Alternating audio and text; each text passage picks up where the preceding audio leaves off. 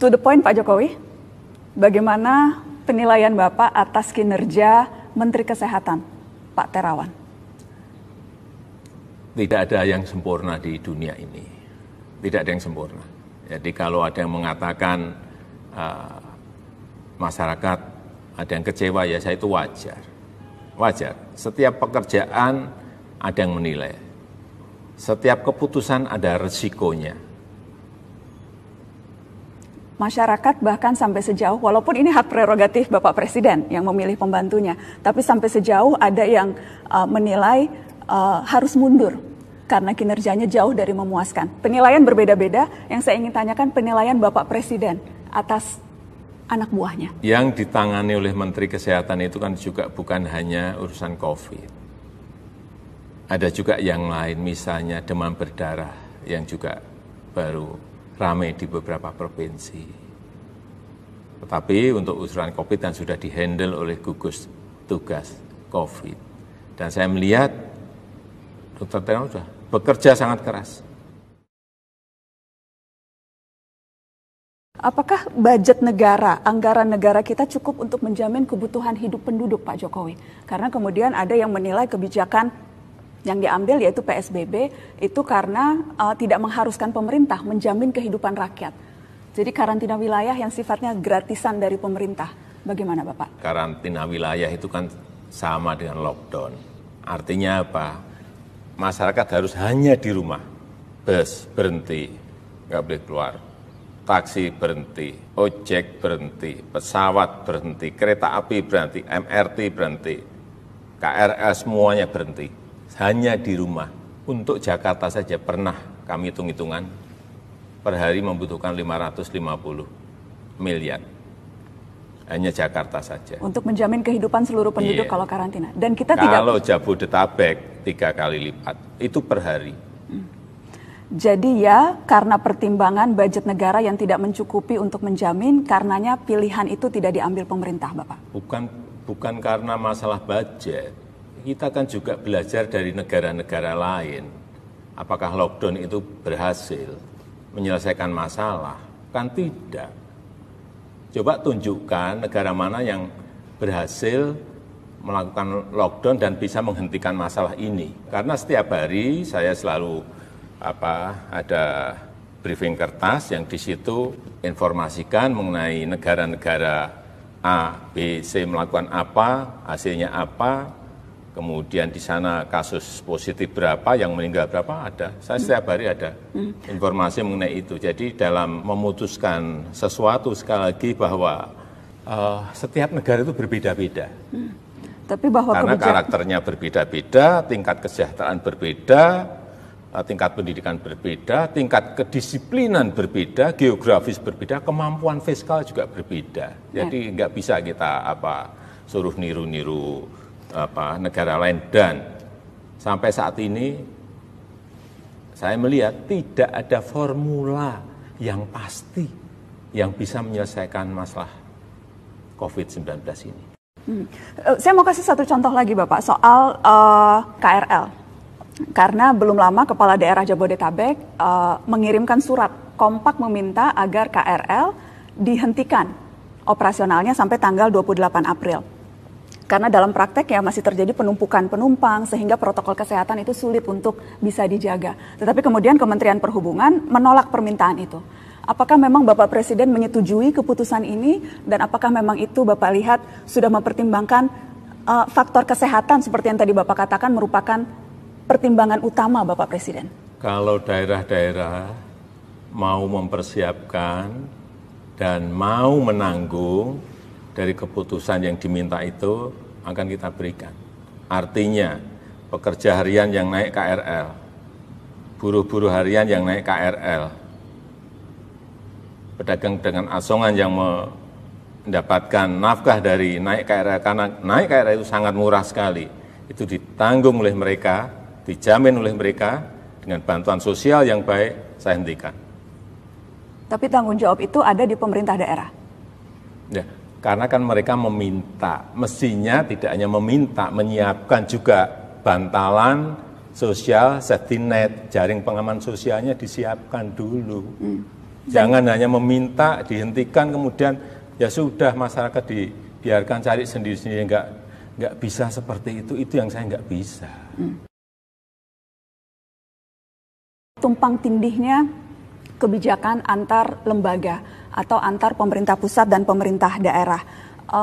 Soal ego sektoral Pak, yang bahkan diakui oleh Ketua Gugus Tugas Pak Doni Monardo.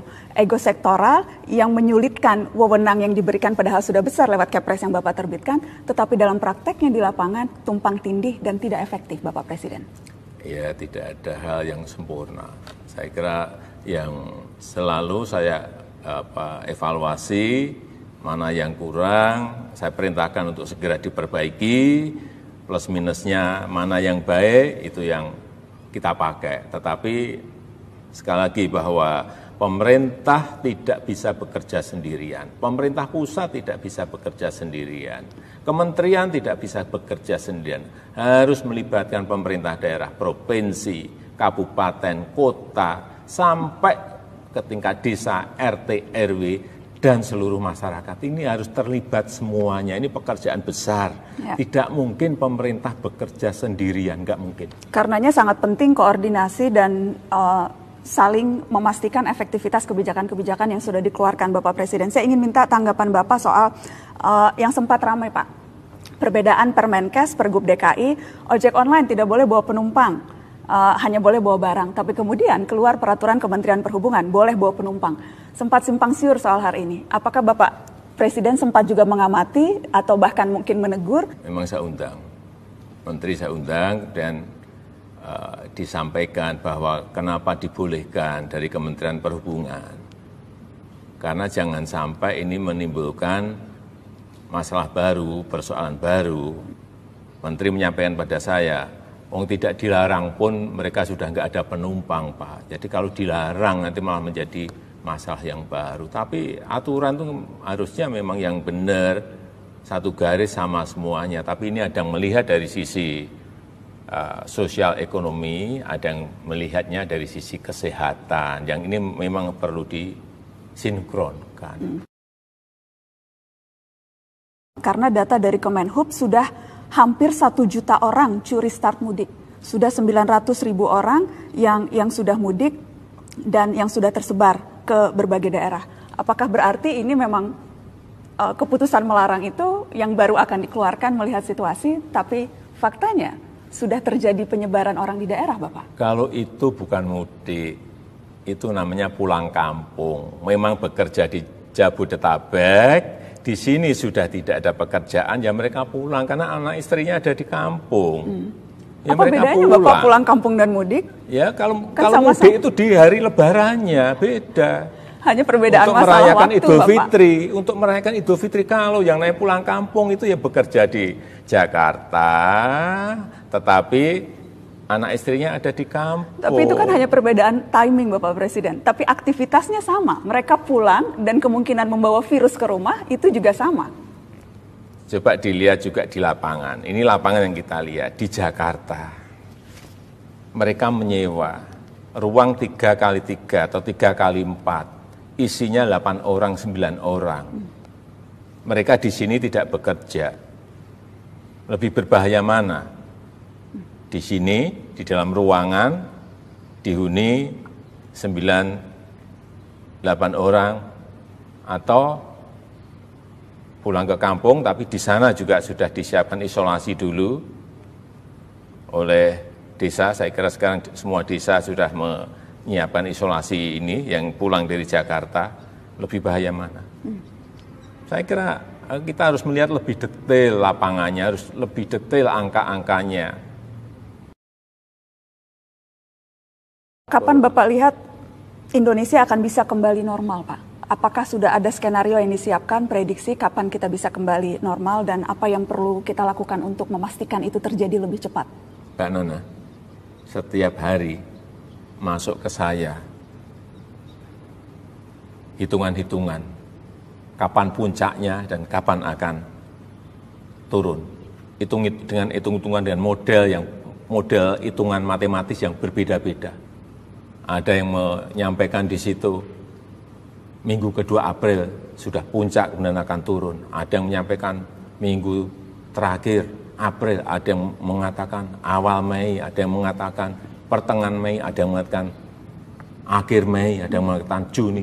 Berbeda-beda semua karena sekali lagi virus corona ini barang baru, COVID-19 ini barang baru yang hitungannya menurut saya bisa dihitung dengan cara yang berbeda-beda, dengan hasil yang berbeda-beda. Kalau ditanya ke saya, ya saya ingin optimis.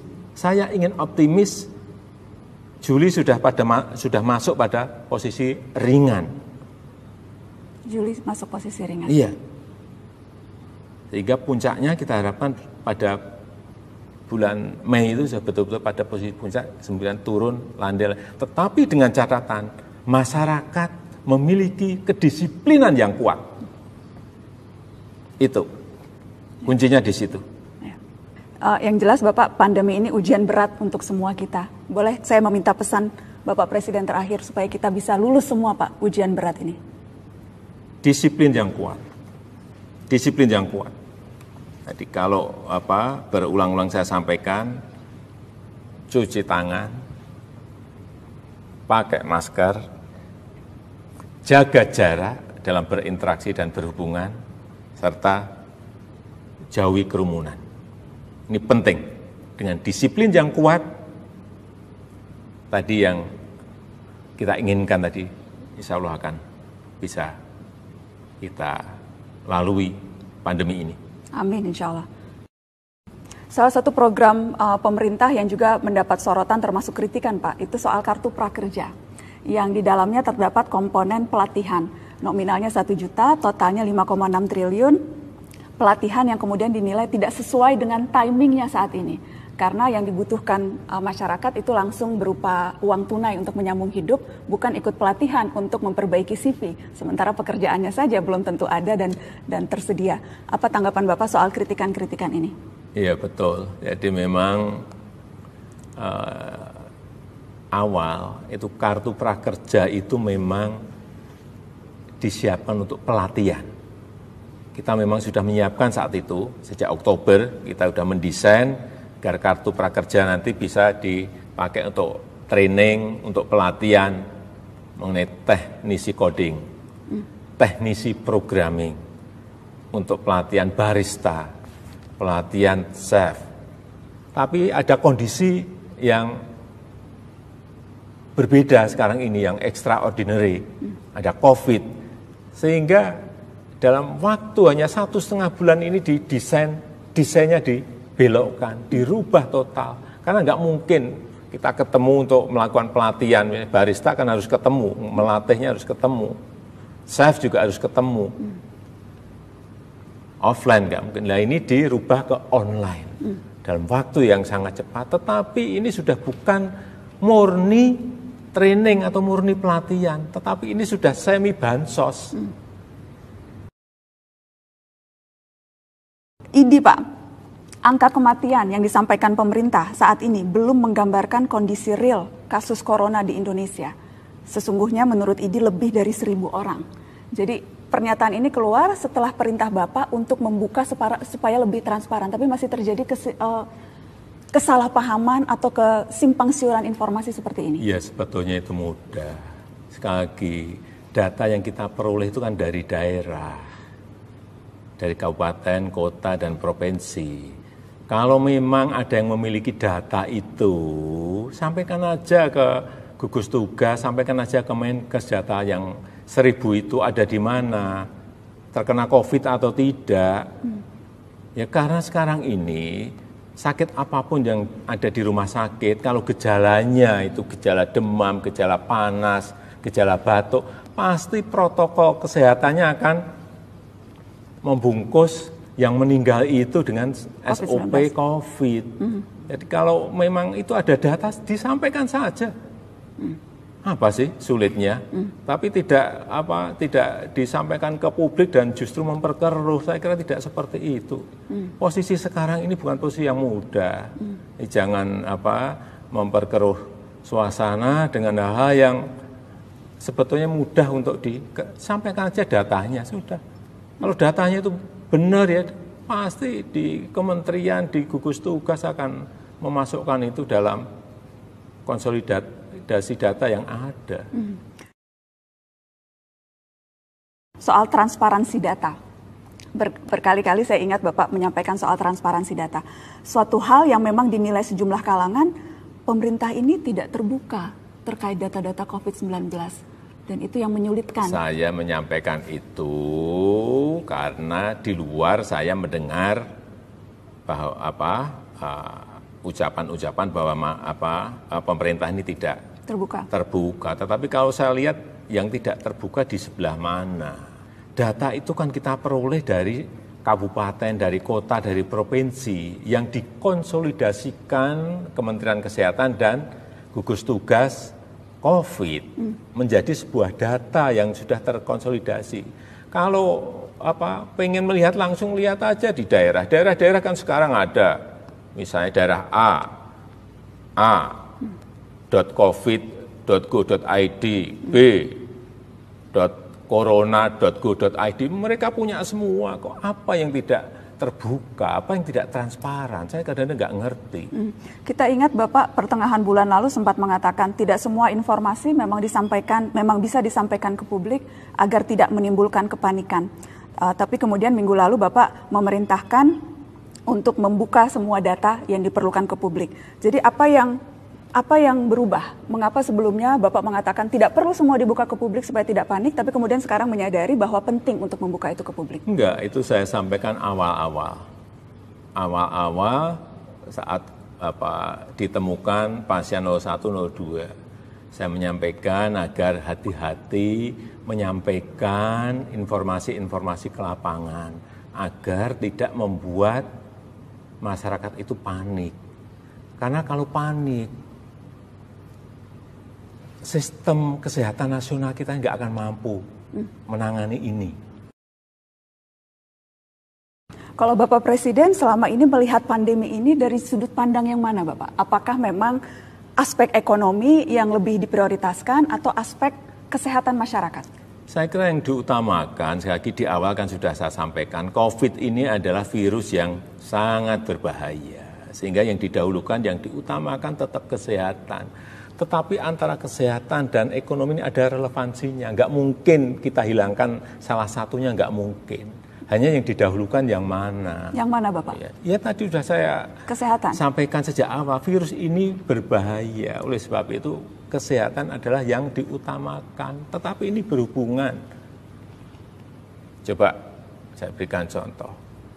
Kalau ekonomi nggak baik, ya kan? Kemudian masyarakat tidak mendapatkan gizi yang baik, atau yang lebih buruk lagi masyarakat tidak makan, imunitasnya menjadi lemah, virusnya gampang sekali masuk. Ini berhubungan, ada relevansi, nggak bisa saling ditinggalkan, itu nggak bisa. Tapi dalam prakteknya di lapangan memang ada keputusan-keputusan yang harus diambil yang akhirnya merugikan satu sama lain. Yaitu pilihan-pilihan yang ada dua pilihan yang buruk-buruk semuanya yang kita harus memilih, harus kita pilih. Nggak akan memuaskan semua orang karena pilihannya itu buruk-buruk semuanya. Kalau ada pilihan baik dan pilihan buruk, itu bisa dipilih. Ini pilihannya buruk-buruk semuanya.